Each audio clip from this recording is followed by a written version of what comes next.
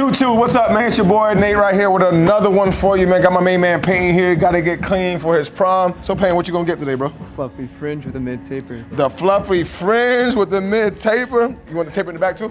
Yeah. All right, man. So here we go, man. Fluffy fringe with a mid taper on the side, taper in the back. Let's get it. Cause I'm gonna go ahead and just create two different sections when it comes to the hair. I'm gonna disconnect the top from the sides. First things first, I'm gonna go ahead and separate, and I'm just gonna take it with the shape of his head.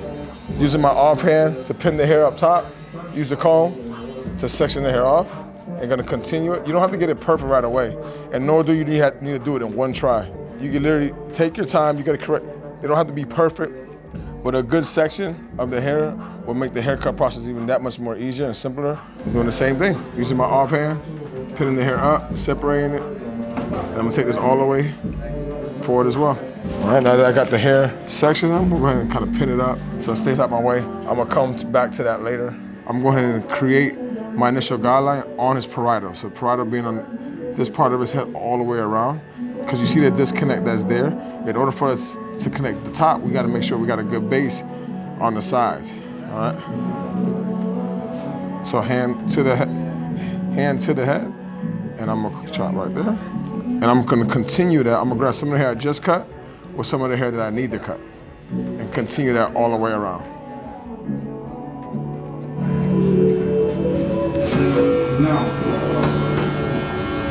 Always stay consistent way throughout your cut, especially when it comes to shear cutting, is having a technique that you can reference to how to connect the top to the sides and the sides to the top. So to give you that nice smooth transition. Going in with my Tomb45 clipper, 3 guard, all the way open, coming off right off the shape of his head. And I'm gonna come all the way around when it comes to that. I'm not doing no crazy flick out motion, just going right up to that line, right off the shape of his head. Can I get that length right there? A little bit shorter. A little bit shorter, cool. All right, he said he wants to go shorter, so I'm gonna go 2, all the way open. Come right underneath that 3. Using my off finger, all right, I like to fold down the ear, keep the ear out the way. And you see that 2 all the way open, bending right into that 3. All right, now that we got the desired length on the sides, we're gonna go right into the taper. All right, the way I like to do my tapers, I like to base it off the top of the ear. So the top of the ear, if I'm doing a low taper, I'll angle my initial guideline down. Mid taper, I'll go straight across. High taper, I will angle it all the way up. Being as though he wants a mid, we're gonna go straight across. All right, what I like to do first, I like to put all my guidelines in right away. So guideline in on that side, come to the other side, top of the ear, guideline. And then since I already got my trim in my hands, I'm gonna go ahead and put the guideline in the back. All right, the way I like to do the back is you guys can see his hair kind of grows kind of funky over here, and straight down. So on these type of situations, I like to give myself like a little arch type of taper. Some people like to go straight across at the taper. I like to go a little arch because I like to have a little faint lineup at the end of this thing. All right, some people don't want to have a lineup, they go straight across. But if you want to leave a little bit of a shadow of a lineup, I advise you to do your initial guideline more like an arch like I'm going to do here. I start on one side, come all the way over, about halfway. Then I come to the other side, do the same thing. All right, now I got my guidelines in. Come in with my box shaver. Gonna come right underneath that guideline I just made. Clean that off. All right, guys, we're gonna go with my Tomb45 clipper. No guard, all the way open. Initial guideline about fingers width. And then when it comes to my guidelines, I like to take them out immediately. All right, so I'm gonna drop it halfway. Don't be scared to use your offhand to kind of stretch the skin, providing you a more smoother surface to feed the hair to the clipper. And then I'm gonna notch it down 1 real quick. Tap the bottom of that line and be all the way closed, and should get rid of that bottom line for me. We already got a 2 as the base here, so I'm gonna go ahead and go in with my 1.5, drop it halfway, and put my next guideline in, about another finger's width. Notice I'm using like these 3 parts of my guard right here. Sometimes you don't need your whole guard all the time. Sometimes you just need 3 teeth, a couple teeth at a time in order to grab the hair that you're looking to grab to give you the desired fade that you're looking to create. Now I'm gonna go right to my 1, all the way open, drop it to the middle, and then close it. All right, so first thing's up, all the way open. Again, using about 3 of my teeth, because typically with a taper area, it's a little smaller area, so you don't need to tackle with your whole guard. Drop it down to the middle, and slowly but surely kind of fade out that bottom line to create that taper look, and then close it all the way. And that line's almost gone. And what I like to show you guys is that with the Tomb45 clipper, man, they open up so wide to me, they can open up almost to like a half. So typically I would put a half guard, but for this video, I'm not gonna use the half guard at all right? Because I'm gonna use my no guard all the way open with my RPM throttle down, and use the edge of my teeth, taking out that last faint line in my taper. Not all clippers can do that as far as like acting as the half guard, but that's what makes this Tomb45 clipper so unique, is that it does. And you can do lever play until you got it faded the way you want to get faded. And I feel as though this taper's coming very nicely in together. I'm done on this side, but for the time being, I'm gonna go ahead and spray some holding spray. So whenever I do line them up, his hairs are nicely laid down and ready for that clean lineup.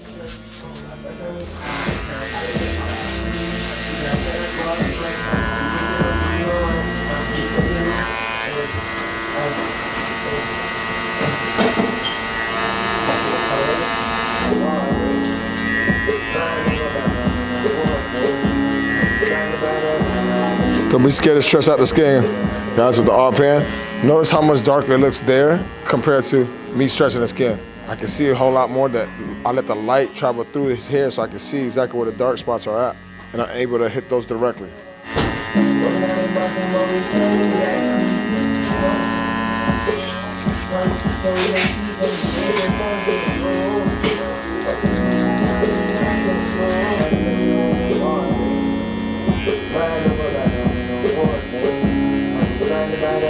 And this is me just want to clean up with the two real quick. I felt it was a little dark there. And I noticed the two had to get ran back through the area again to make it all even, so I can have the transition I'm looking for the taper. All right, this taper is done. Go ahead and put some holding spray on that. Take my shaver, come right underneath that ball line, clean that up a little bit. And notice when I made my guideline almost like a half oval, that's exactly how I make my guidelines as well.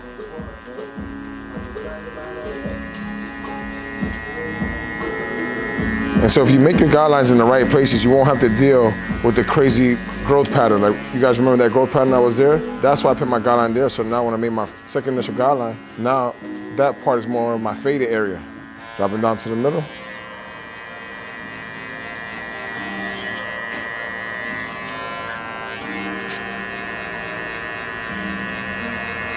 All right, now I'm going in with my 1.5. Remember, this is already a 2. So the 1.5 goes in right nicely with it. Notice how the hair grows over here on the side. All right, if I go like this, I'm just gonna be pushing the hair. I gotta angle my clipper in order to get the hair down. Looking to cut in order to create the gradients I'm looking to create. All right, same thing goes on this side. This hair goes up and down, as you can see. See that? So it feeds very nicely to the clipper, whereas on the other side, you legit gotta make a hard angle with the hair because that's how the hair grows.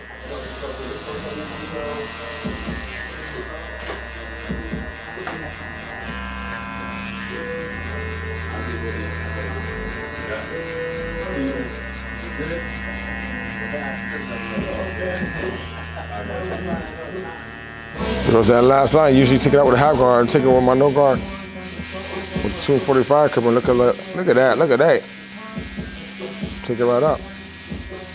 Again, you may need some lever play to get the line out. Some of your hair is more coarse than others, but for the most part, you can see how that taper is coming together in the back. And again, you got to go at the angle that the hair grows. All right, guys, next up, I'm gonna take my Tomb45 trimmer. I'm gonna go ahead and put this picture in the frame. Keep it real natural, but just give him more of a defined line. And for those of you guys that are asking, no, my trimmers are not zero gap. These are, I kept a pair zero gap and a pair straight out the box. This is straight out the box. I don't like to use my zero gap clippers on my client's neck. I don't like them walking around with a train track of redness. And keep it real natural, folding down the ear with my offhand, ensuring that I don't nick him. There's nothing worse than nicking the client's ear, trust me. If you haven't yet, don't. Keep it natural. I see some people get a little bit too cosmetic with behind the ear, man. They don't need a huge C behind the ear. They just need to be cleaned up. So what I like to do is slightly bend the ear down with my pointer finger and kind of just keep it as natural looking as possible while giving it a nice defined line. I let it start at the top.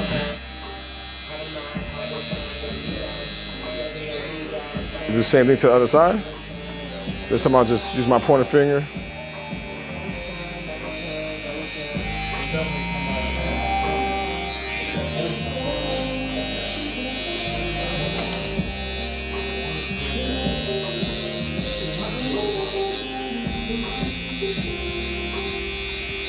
What I'm gonna do now is I'm actually gonna wet the hair, saturate the hair with water again, comb all this hair forward, and then the way we're gonna connect the top to the sides is extremely simple. We're gonna split the hair right down the middle. All right, so now that we got the hair split down the middle, you can almost see exactly where some of his growth discrepancies are, how much longer this is compared to this over here. And we're gonna even all that out right now. And what we're gonna do is, we're actually gonna go right to the side. And if you notice, see the hair that we cut earlier that's right there? That's exactly how we're gonna connect. We're gonna pull with the comb. The comb provides the tightness of it, and we're gonna slide our fingers to the point to where that hair's already been cut. And now we're gonna cut that hair right there. And we're gonna continue that all the way around his parietal until we connect it all, okay? So you can see the hair that's right underneath there. And as I get past the ear, I'm gonna angle it down. Why? Because he wants that messy fringe type of look, right? And I know this is gonna have to be angled because he wants his bangs a little bit more longer. So I'm gonna connect it to the hair that I already cut to the hair I need to cut while maintaining that angle I'm trying to keep. See where his eyebrow is, right? I'm gonna cut a little bit underneath it, which is right there. And now I just created a guideline for myself. I'll be able to connect the hair that I cut already to the hair I'm trying to match it to, which is right there.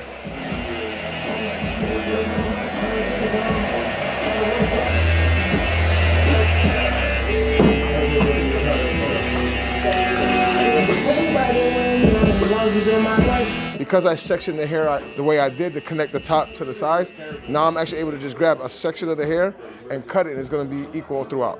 All right, coming straight up. And how I know what hair to cut is when I raise the hair and both hair falls from each side, like you saw there. All right. Now you see the inconsistencies in his hair.